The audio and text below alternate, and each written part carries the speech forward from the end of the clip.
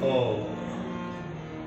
આજ ઘણા લોકોને એમ થાય ભગવાન સ્તંભમાં રહ્યા છે.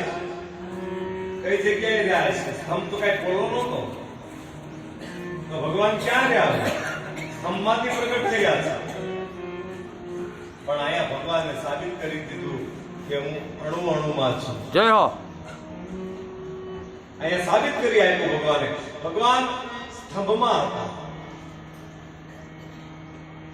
ભગવાન ક્યાં નથી. ભગવાન અહીંયા પણ બેઠા છે, પણ જોવાની દ્રષ્ટિ આપણામાં નથી. જય હો, જય હો.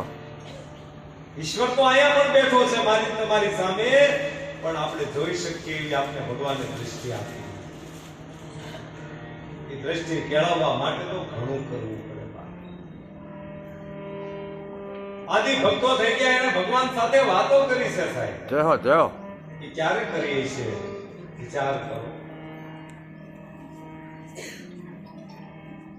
શિવજી રામાયણમાં ખુદ કહે છે, શિવજી કહે છે, બીજું કોઈ નથી કહેતું.